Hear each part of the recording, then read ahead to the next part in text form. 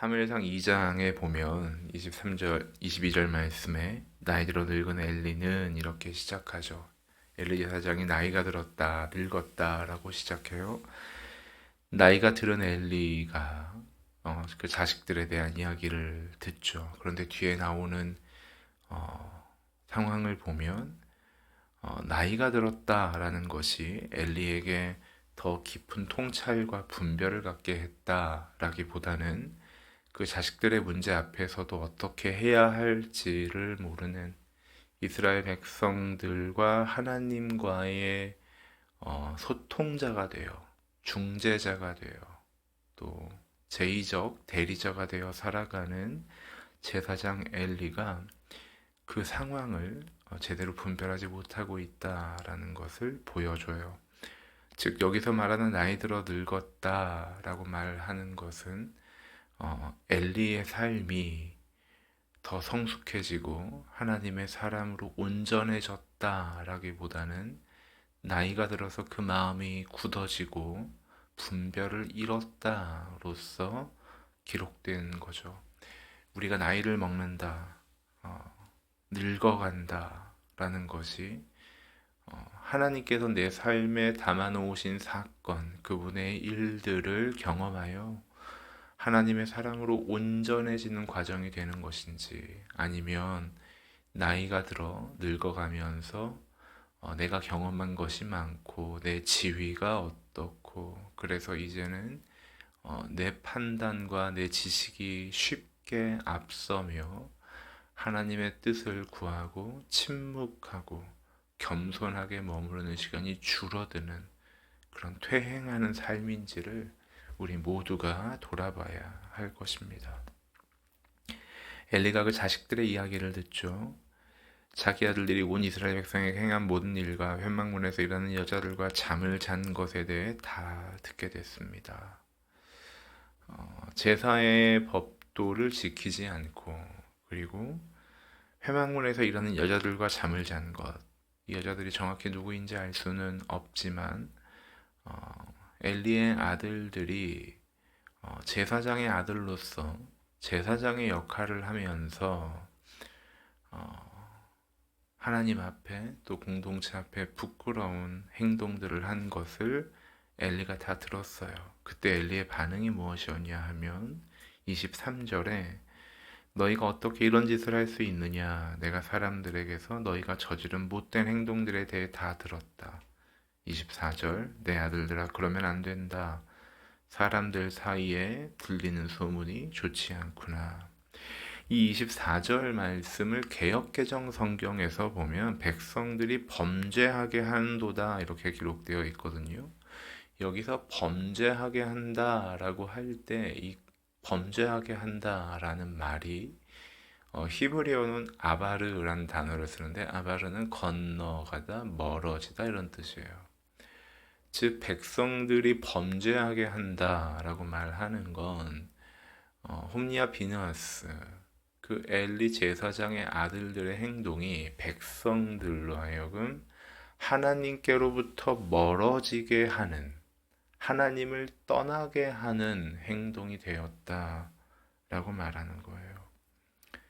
제사장의 악행은 이스라엘 백성들이 여호와를 떠나게 하는 원인이 되었던 거죠. 두려운 현실이에요. 이 땅의 목사들에게 그리고 저와 같은 말씀을 전하는 사람들에게 두려운 현실이에요. 그리고 각 가정에서 부모가 자녀들 앞에서 어떤 행동을 할 때, 어떤 말을 할 때 그것이 단순히 하나님 앞에 악하다 한 경우에 그 자신이 하나님 앞에 범죄했다 뿐 아니라 그 자신의 악행으로 그의 공동체가 그의 영향력 안에 있는 공동체가 하나님으로부터 멀어지게 된다라는 것을 기억할 때 우리의 현실이 그리고 우리의 어제의 모든 시간이 얼마나 무겁게 재해석되는지 몰라요.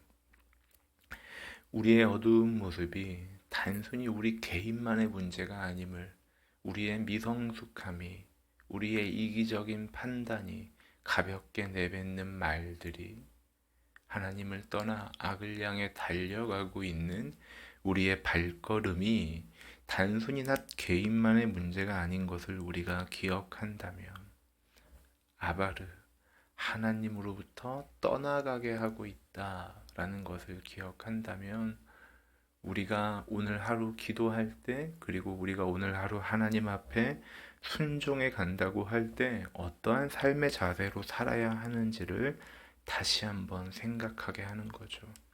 우리가 우리의 공동체에, 우리의 가정에 하나님의 복을 주는 것은 내가 내 자리를 지키는 거죠. 내가 제사장이라면 제사장의 자리로서 하나님과 백성들을 중재하는 것. 내가 부모라면 부모의 자리에서 자식들에게 믿음의 유산을 오늘 하루치만큼 남겨가는 것.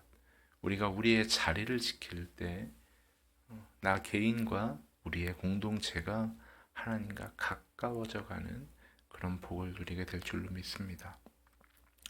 25절 말씀에 보면 사람이 사람에게 죄를 지으면 하나님께서 중재해 주시지만 사람이 여호와께 죄를 지으면 누가 그를 변호하겠느냐.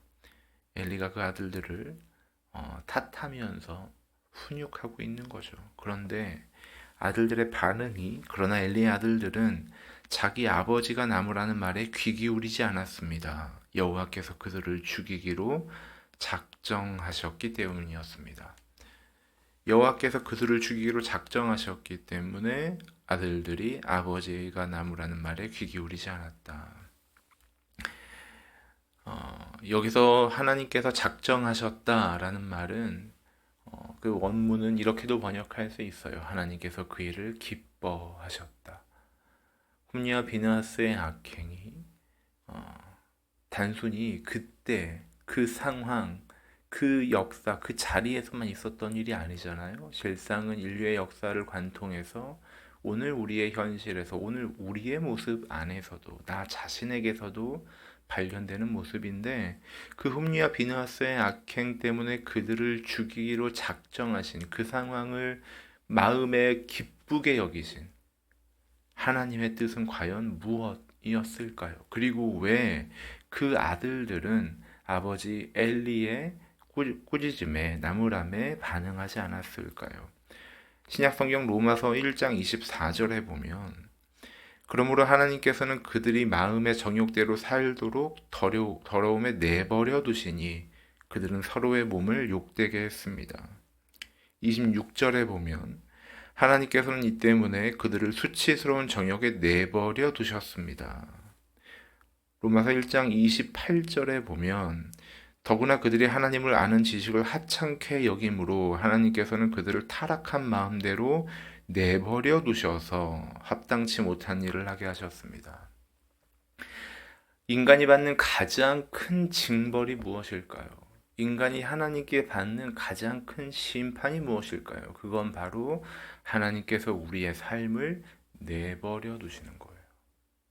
하나님께서 하나님의 살아있는 말씀으로 주변의 권위자들을 통해, 말씀을 통해 우리가 묵상할 때 관계 속에서 여러 가지 방법으로 우리가 하나님을 향해 돌이켜야 한다고 계속해서 말씀하시고 사인을 주시는데, 우리의 마음에 아무런 걸림과 아무런 어려움이 되지 않아서 우리가 악을 향해 계속 가고 있다면 우리는 하나님께 바로 그 순간이 심판받는 순간인 것을 기억해야 돼요.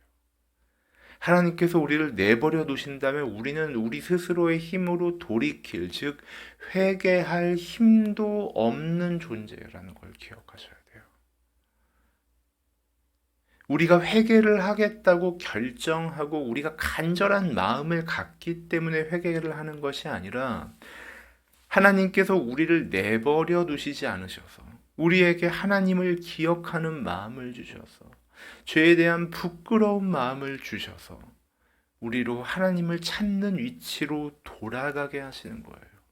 하나님이 우리를 내버려 두신다면 마치 홈리와 비느하스처럼 자기 아버지가 나무라는 말에 귀 기울이지 않는, 즉 그 자체가 심판이 되어버리는 삶의 시간을 지날 수밖에 없는 거예요. 오늘 우리가 하나님의 말씀을 묵상할 때, 오늘 우리가 공동체 안에서 교제할 때, 우리가 예배하며 하나님의 선포되는 말씀을 들을 때 우리의 마음에 걸림이 되고 우리가 하나님을 향해 돌이켜야 한다라는 마음이 드는 것, 바로 그것이 오늘 우리가 하나님의 은혜 안에 있다는 가장 분명한 증거예요.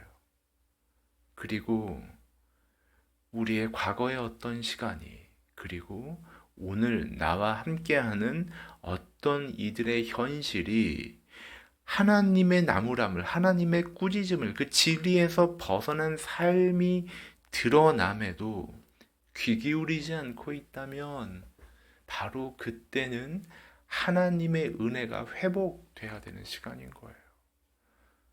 우리가 누군가가 하나님을 향해 돌이키기를 바라면서 권면하고 있다면, 그럼에도 그 말에 귀 기울이지 않는 상대를 보고 있다면 우리는 더욱 그가 하나님의 은혜를 받기를, 하나님께서 그 영혼을 내버려 두지 않으시기를 기도해야 하는 거예요.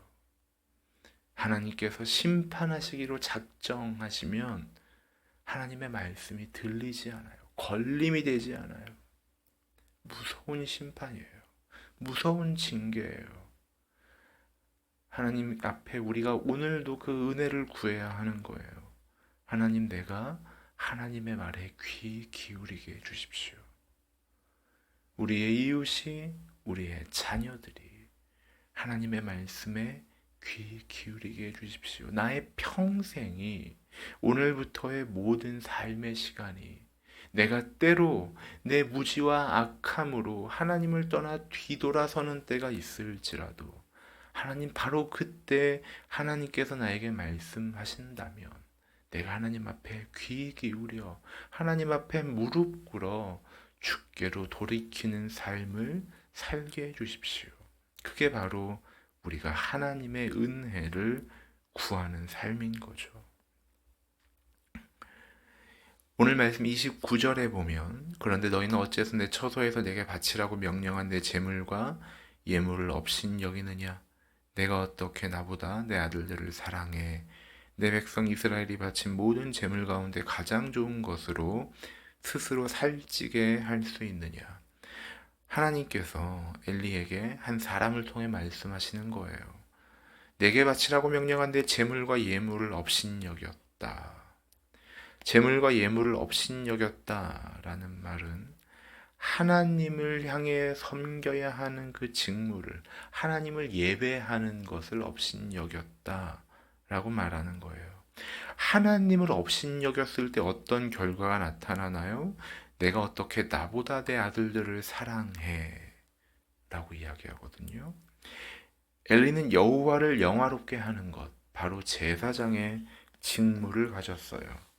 여호와를 영화롭게 하는 것이 그 직무의 본질이었죠. 그런데 그는 그 본질을 그의 아들들에게 돌렸죠. 하나님을 영화롭게 하는 것이 아니라 아들들을 영화롭게 하기 위해 아들을 향한 사랑이 더 커져 버렸던 거예요. 우리가 하나님을 향한 예배가 무너져 버릴 때 어떤 일이 나타나냐 하면 하나님을 영화롭게 해야 하는 우리의 부름이 깨어져요. 우리가 다른 무엇을 더 영화롭게 해요. 오늘 본문 말씀에 보면 아들들을 더 영화롭게 하는 엘리 제사장의 모습이 나와요. 그런데 이 모습은 실상 자기 자신을 영화롭게 하는 선택인 거죠. 나의 판단, 나의 가치, 그를 통해 내가 존중이 여김을 받는 것. 예배가 무너지면 우리는 영화롭게 해야 하는 대상이 하나님으로부터 다른 무엇으로 옮겨지게 돼요. 세상의 정욕을 앞세우게 돼요. 내가 보기에 좋은 것들을 선택하게 돼요. 예배가 무너지면 모든 것이 무너지는 거예요. 하나님을 존중히 여기고 하나님의 가치를 인정하고 그분을 찬양하는 내 삶이 무너지면, 오늘 하나님을 향한 묵상이 무너지면, 오늘 내 삶에 하나님 앞에 잠잠히 머무르는 기도가 무너지면 내 삶에 가장 존중이 여겨야 하는, 가장 영화롭게 해야 하는 하나님을 향한 나의 선택이 무너지게 되는 거예요. 오늘 우리에게 그런 묵상이, 그런 기도가, 그리고 하나님 말씀, 그 진리에 근거한 바른 삶이 회복되기를 바랍니다. 제 자신부터, 그리고 여러분들의 모든 선택이 그렇게 회복되기를 축복합니다. 그리고 그 뒤에 30절에 보면 우리가 잘 아는 말씀이 나오죠. 나를 존중하는 사람들을 내가 존중할 것이고 나를 멸시하는 사람들을 나도 멸시할 것이다. 여기서 존중하다 라는 말은 히브리어로는 무겁다라는 뜻이에요. 멸시하다 라는 말은 가볍다 라는 뜻이에요. 즉 하나님을 무겁게 여기면, 하나님께 늘 내 인생의 무게추가 쏠리면, 그분이 내 삶의 중심이 되면 우리의 삶이 하나님께 주목받는 인생이 된다라는 거죠. 그런데 생각해 보세요. 하나님이 가벼워진다라는 건 그만큼 내가 더 무거워지고 있다는 얘기예요. 사무엘상에 보면 마치 동화 속에 나오는 이야기처럼 비꼬아져 있는 이야기가 하나 있는데, 엘리제 사장이 어떻게 죽음을 맞이하냐 하면 그 몸이 비대해져서, 그 몸이 무거워져서 의자에서 넘어져 죽게 돼요. 하나님을 가볍게 여기는 그의 삶이 자기 자신의 무거움으로 나 자신을 중히 여기는, 나 자신을 존중하는, 그래서 그 끝이 어떻게 돼요? 의자에서 넘어져 죽게 되는 거예요. 하나님이 내 삶에 가벼워지고 있는가를 우리가 어떻게 알 수 있을까요? 내가 무거워지고 있는가를 보시면 돼요. 내 감정이, 내 선택이, 내 욕망이 끝없이 높아지고 있어서, 끝없이 무거워지고 있어서 하나님을 향한 불평과 내 자신에 대한 어떤 비난 혹은 연민으로 자꾸만 드러나고 있다면 내가 하나님을 존중하지 않고 있다. 하나님께서 나에게 주신 복을 헤아리지 않고 있다라는 것을 우리가 스스로 증명하는 거죠. 그렇게 하나님께서 엘리 제사장과 그 아들들의 어두움을, 악함을 보시고 심판을 말씀하시죠. 31절 32절에 내가 내 팔과 내 조상의 집의 팔을 꺾어 내 집안에 나이 든 사람이 없게 할 것이다. 너는 모든 이스라엘 백성이 복을 받을 때 내가 있는 곳에서 환난을 보게 될 것이다. 내 집안에서는 나이 든 사람을 보지 못하게 될 것이다. 나이 든 사람을 보지 못하게 된다라는 말이 표면적으로는 젊은 나이에 죽을 것이다 로도 해석이 되지만, 다른 한편으로 본다면 어른이 사라질 것이다 로도 이해할 수 있어요. 현재 사회에, 우리의 가정에, 교회의 가장 큰 비극은 무엇일까요? 어른이 사라지는 거예요. 오래 산 사람들은 있는데, 교회에 오래 다닌 사람들은 있는데, 아, 저분이 어른이구나.